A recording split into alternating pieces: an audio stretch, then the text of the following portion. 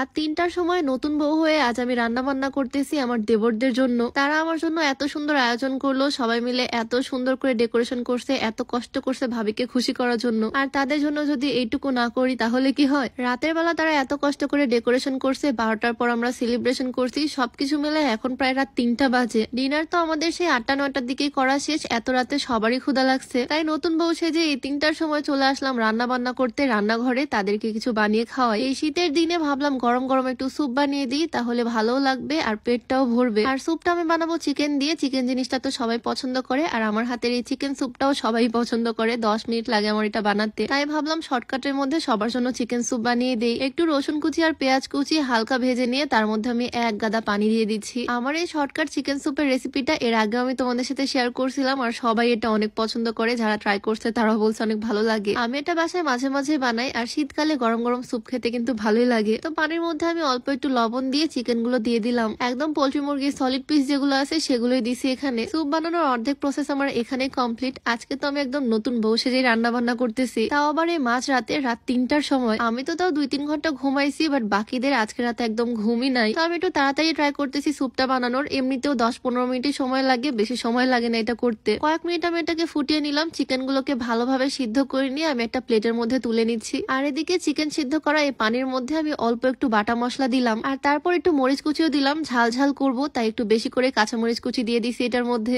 আর একটু লবণ দিয়ে দিছি। এদিকে আমি যে চিকেন গুলোকে উঠে রাখছিলাম সেগুলো ঠান্ডা হয়ে গেছে। এই চিকেন গুলো আমি একদম ঝুড়ি ঝুড়ি করে নিচ্ছি। চিকেন স্যুপ খাওয়ার সময় ঝুড়ি ঝুড়ি গুলো মুখের মধ্যে পড়লে কিন্তু দারুণ লাগে। যাই হোক, এদিকে এই ঝুড়ি করা চিকেন গুলো আমি দিয়ে দিচ্ছি স্যুপের মধ্যে। এই চিকেন স্যুপটা কিন্তু সুপার হেলদি আর টেস্টি, বাচ্চা থেকে বড়রা সবাই খেতে পারবে। ইভেন যারা অসুস্থ তারাও এটা খেতে পারবে, অনেক বেশি শক্তি এনার্জি পাবে। কারণ এখানে আমি চিকেন স্টক, দেন এখানে ডিম সবকিছু ইউজ করতেছি। এদিকে 2টা ডিম আমি ভেঙে নিলাম, অল্প একটু লবণ দিয়ে সুন্দর করে ফেটিয়ে নিচ্ছি। আর এই স্যুপের মধ্যে আমি সুন্দর করে ডিমটা ঢালতেছি, আরেক হাত দিয়ে নেড়ে ছেড়ে দিচ্ছি যাতে পুরো স্যুপে ডিমটা সমানভাবে ছড়িয়ে যায়। তো আমার স্যুপ বানানোর প্রসেসিং অলমোস্ট ডান। ওইদিকে আমার দেবররা ওয়েট করতেছে আমার জন্য, আর আমি স্যুপ বানাতে বিজি। ডিম দিয়ে নাড়াচাড়া করার পর আমি একটু চালের গুঁড়া নিয়ে নিচ্ছি। চালের গুঁড়া বদলে কর্নফ্লাওয়ারটাও নেওয়া যায়, বাট আমাদের বাসায় নাই। চালের গুঁড়ার মধ্যে একটু পানি দিয়ে ভালো করে মিক্স করে নিচ্ছি। এই মিক্সটা আমি দিয়ে দিব এখন স্যুপের মধ্যে। এটা দিলে স্যুপটা একটু থিক হয়, স্যুপটা একটু ঘন হয়, খেতেও ভালো লাগে। তো সবকিছু শেষে আমি এখানে লেবু কেটে নিচ্ছি, কারণ লেবু ছাড়া এই স্যুপটা আমার একদমই ভালো লাগে না। লেবুর টক ফ্লেভারটা দারুণ লাগে এই স্যুপের মধ্যে। তোমরা বাসা বানালে মাস্ট এই লেবুটা দেওয়া ট্রাই করবা। চুলাটা অফ করে আমি লেবু চেপে নিলাম উপর থেকে। এই তো আমার স্যুপ রেডি। এখন জাস্ট বাটিতে করে আমি সার্ভ করব। শুধু ওরা না, আমরা কিন্তু বাসা সবাই খেতে পারবো।